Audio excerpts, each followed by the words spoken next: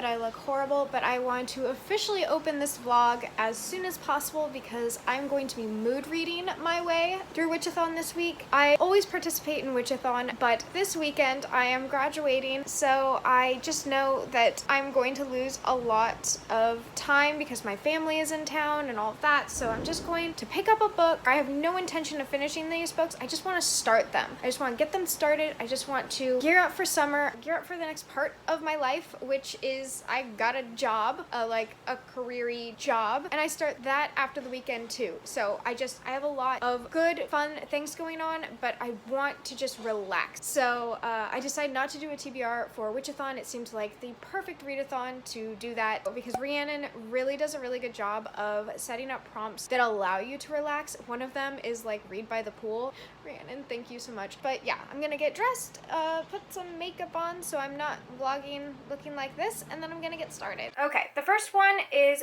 Litha is the peak of life and warmth on the wheel. Pick a book that promises to be a feel-good read. I'm kind of not in the mood for a feel-good read. No, I feel like something like not light and fluffy. Like I want something kind of gritty and dramatic. City of Ashes is not what I'm looking for. Kindred, I might be starting with Olivia soon. We might be buddy reading this, so I'm gonna hold off on Kindred because actually that's kind of what I have in my head. Let me see. Let me look at the other prompts. Oh, okay. This is the one. Every day after the solstice brings us closer to the dark. Pick a book that deals with the dynamics of good versus evil. That's a good one, and it gives me lots and lots of options because lots of books deal with good and evil. Red Queen is an option. Okay, well, something I learned in the first chapter is that this takes place in summer, which is one of the prompts for Witchathon, and I was actually kind of sweating that one because I'm like, oh no, maybe I don't want to read a summery book. Because this looks gory and is a summer read, this is a very good option, and I want to leave that one open in case I don't find another book. My other option is to start Death Note, which is pretty compelling, and I have my dad coming into town tonight, and he's the one who got me the entire box set, so it'd be cool if I was reading part of his gift to me while he came in. I'm not gonna lie, it'd also be nice to pick up Death Note because it's a manga and I can get through a manga pretty quick. It'd be nice to just be able to check off a book today and be like, hey, you know what? It's done. Okay, yeah, I instantly felt like nostalgia in reading this. I know it's good versus evil. I missed Ryuk. I'm ready for this. This is what I'm going to be reading. Because this has the first 2 or 3 volumes in it, I'm actually going to pick up the smaller one so it can fit in my bag.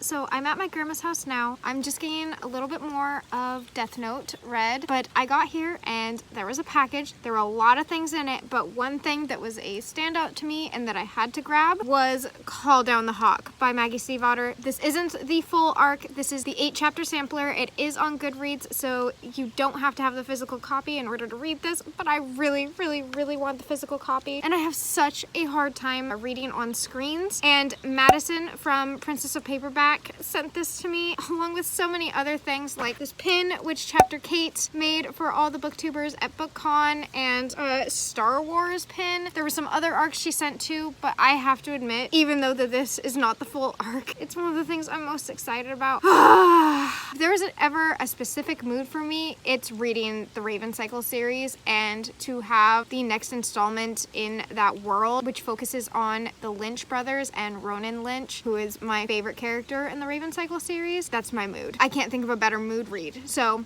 this does have yellow on it, which is one of the Witchathon prompts. I know it's only the first 8 chapters, but since it's fully bound, and I mean, Rhiannon is super chill with their readathon, so I'm not really worried about like breaking any rules. I'm just excited to get started. So this will be my yellow read for Witchathon, and I'm also going to finish the last little bit of Death Note because I've actually gotten quite a bit of the way through. There's also a pool behind me. I'm not sure if you can see it. So I am reading poolside technically right now, but I'll probably like get in it later this weekend.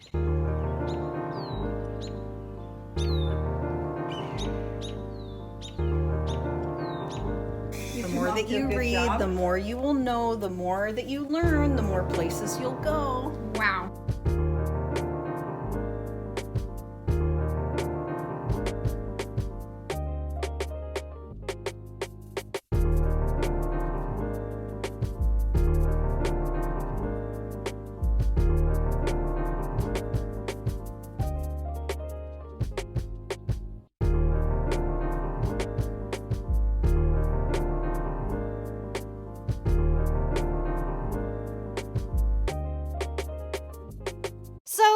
just got done with my graduation party. Yes, it's the day before my graduation. That's what happens when your graduation is on Pride weekend and Father's Day. Bless you. Bless you. It was a really fun party. I really enjoyed it. Sorry that this is so dark. Maybe I'll be able to edit it. I don't know yet. But yeah, it was super fun. My little sister, Dee, and my mom and my whole family put the party together. It was Dr. Seuss themed. It was super cute. It was a long party. It was a long day, and I went hiking with my dad in the morning, so it's been a day. We are going to bed. We're being housed in my grandmother's basement because we have so much family in our house, and yeah, I'm just gonna read a little bit. Oh, what am I reading? My Lady Jane. I picked that up for Witchathon. I can't remember which prompt it is. It's something about feeling good. I don't remember. It's one of Dee's favorite books. So, I know, I just accidentally said your name. I fixed it. Okay, I think that's all I have to say. I'm very, very tired. Tomorrow I graduate. It's almost over.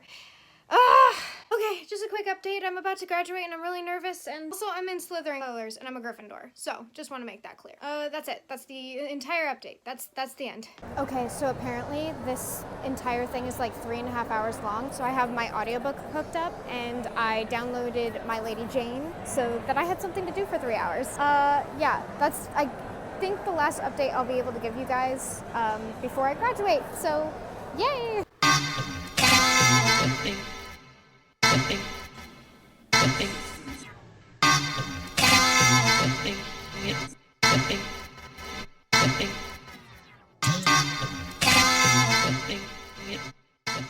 Wow, it's bright. Okay, but it's also Monday. Horrible things have happened. I have lost a lot of footage. We're not going to talk about it. We're going to move forward. I am now at the beach. Graduation is over. I think I got some of that, so that's good. I'm vlogging on my phone because I no longer trust my camera. I trust nothing at this point. It's really very, very bright outside. It's not sunny. We're at Seaside in Oregon, and that beach is not known for being the most sunny or anything like that, but it is still really pretty in its own way, and yeah, we're going to go walk around. I have My Lady Jane protected because I don't trust the weather either. Sorry, I'm in a very untrusting mood. I feel like I've been going forever, so we're just going to use the next 2 days to relax at the beach.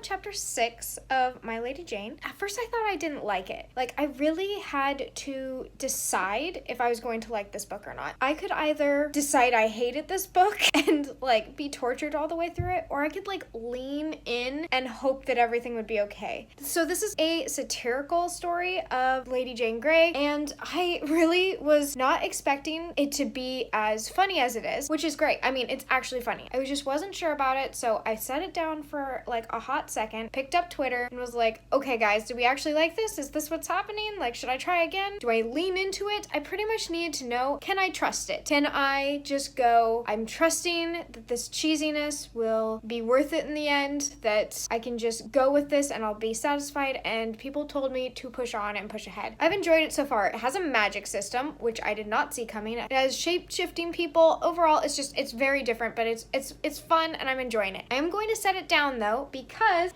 where is it?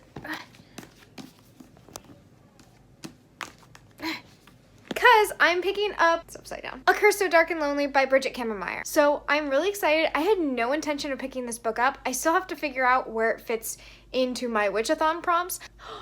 Trees! It fits trees! Mood reading strikes again if it's the tree prompt for Witchathon. I am buddy reading this with Olivia at Olivia's Catastrophe. We had so much fun reading Evelyn Hugo, and she has a week before she goes on a trip and can only take like 6 books with her. So she picked this book up, and it is about 5 a.m. in Amsterdam, so she should be just about waking up, and I want to read the first 5 chapters of this before she wakes up so that we can talk about it, because I'm guessing Olivia's pretty on it. She might have already started. The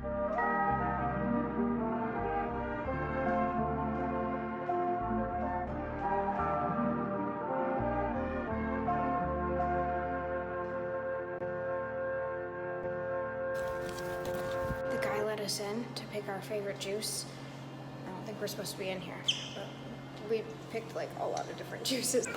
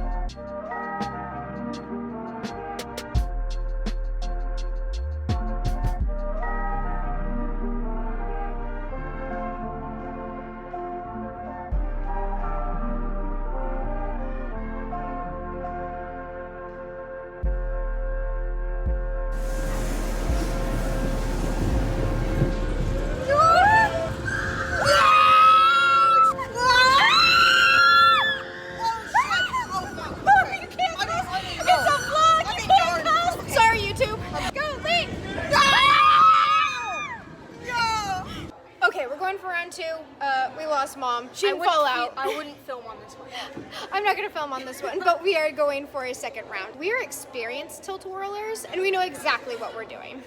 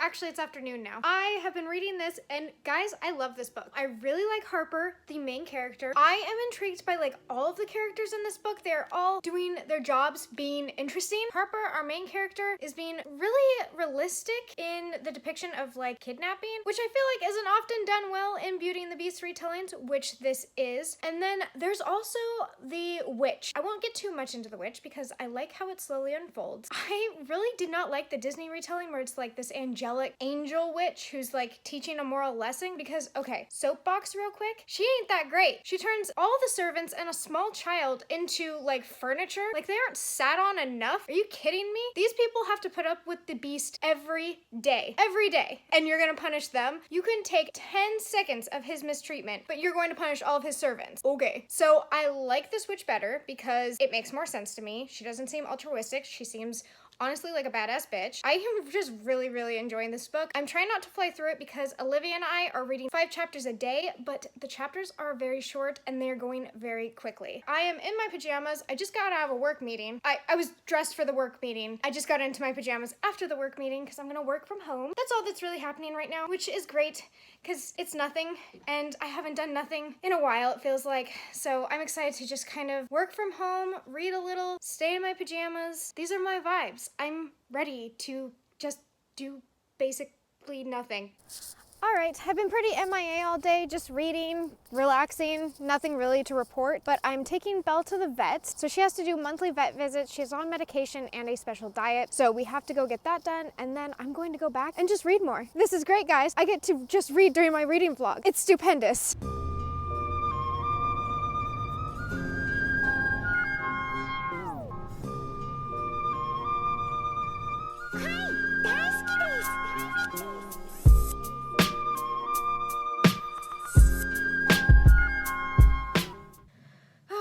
Okay, I am back from the vet. I got good news. We're going to try and wean Belle off her medication. So she's on like a medicated food and then also has to take daily medication. And we're trying to wean her off of the steroids so that she's just eating the medicated food. And they want to go ahead and do that because they think she's doing really well. And that's like just the best news. You might have noticed Belle's not on film as often as Ima is. Besides the fact that Ima is a complete and total ham for the camera, Belle just has not been well enough. It's been like distressing to see, and I feel like it would be distressing for other people who don't know me. It looks like she's like skeletal, and we are doing absolutely everything we can to make sure she's taken care of and becomes healthy again. As you saw on camera, because I inserted a clip, she is doing much better. She looks healthier. She is still petite, but she's always been a petite cat. Yeah, so I'm really relieved that she's doing better. It was really scary there for a while. I'm reading this in a pretty light, casual way. Very funny, very satirical. One of the main characters is kind of driving me nuts, and it's not Lady Jane. Apart from that,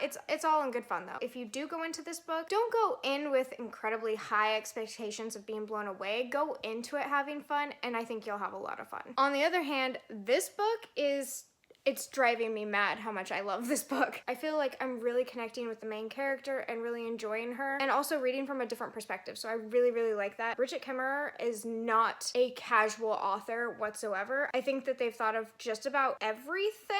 Every time I think I found a plot hole, they fill it up immediately. So I'm really impressed with this book, and so is Olivia. Death Note Volume 1 was awesome. I finished it. It had all the nostalgia vibes I was looking for, and I will be continuing on with Volume 2. I just don't know if I'll start it right now because I'm so into Curse of Dark and Lonely that like Olivia and I are trying to keep to the 5-chapter rule, and we are like kind of cheating. And then finally, Call Down the Hawk by Maggie Stiefvater was absolutely awesome. It was of course too short because it's only 8 chapters, but honestly, I felt so spoiled getting to read this, and I hope if you were excited for the books that you read this because it really will get you pumped. I don't want to say too much else. I won't spoil anything for you. I'm so ready for this book though. If we could move this date a little closer from November 5th, that would be great, Maggie. So that's pretty much it for my update right now. I have quite a few channels that I love to watch on a regular basis, and I feel behind on all of them,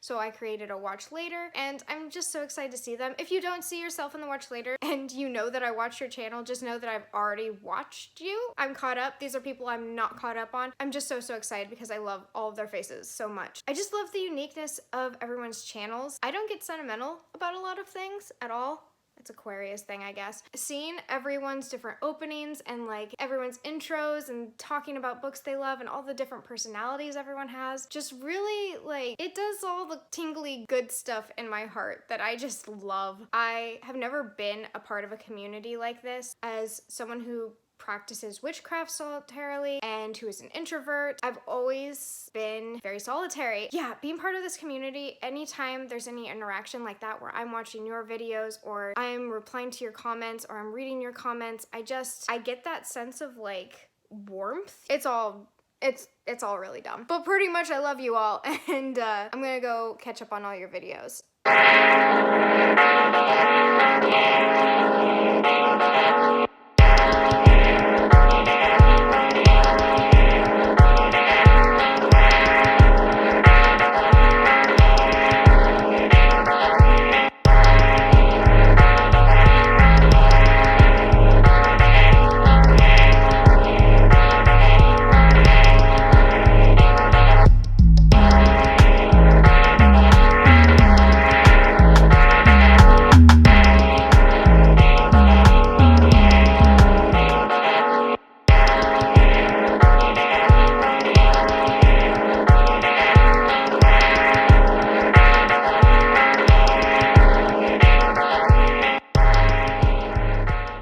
Okay, I know, I keep talking about this book. I gotta talk more about A Curse of Dark and Lonely. I really freaking love this. This author has thought of so many things that I would have overlooked and then it would have bothered me later. The characters, for how little we actually get to see of this world, I feel very comfortable in this world. Olivia and I were talking about this earlier. You relate so well to Harper that you're in Harper's mind even when it's other perspectives. She's underestimating a character, you're underestimating a character. A thought comes to your mind about the story, her next step is to follow through on that thought. I'm just enjoying it so much. I'm about halfway through now and I'm like, wait, no, stop. Exactly. This is everything I wanted. Meanwhile, can we talk about G? I'm gonna talk about G. G is driving me nuts. I'm not buying some of his excuses for like lack of communication.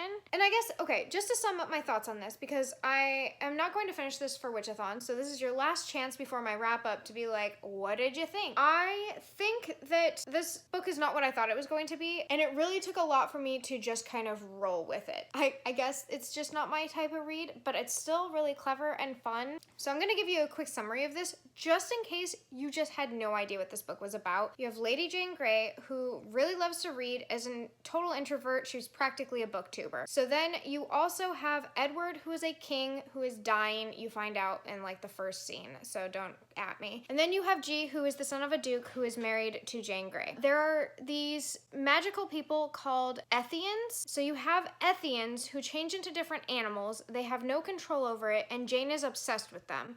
You have G, who is an Ethian, but even knowing that Jane is obsessed with Ethians, nobody tells her. And I thought that was really weird. And then G also has like this secret life, which is also revealed to the audience almost immediately. So it's really weird. The thing he's hiding is definitely not as big of a deal as being an Ethian. They couldn't hide it from her, so I don't know why they didn't tell her about it. His other secret is just really minor in comparison to that, and he's keeping that a secret. His alternative to telling his secret is saying that he sleeps around with other women. And I just don't care enough to like actively pursue it, especially when I'm reading this at the same time as this. I brought it back. I know, I'm really into it right now, guys. Just let me have my moment. Well, I finished one of my videos and I'm halfway through my book haul, almost finished really, and a giant truck pulled up and started like eating trees. I'll insert a clip because I know I'm not explaining that properly.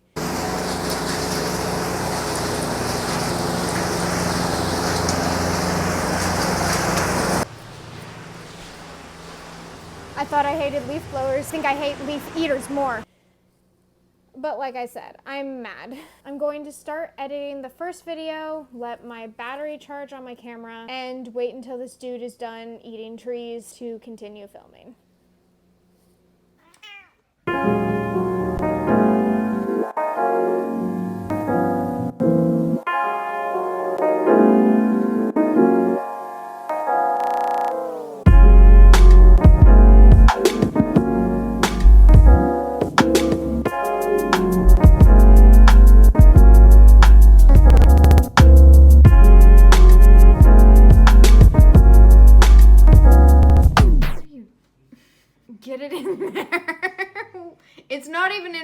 time. You're the worst. Mom, put yours almost in front of mine. Now down.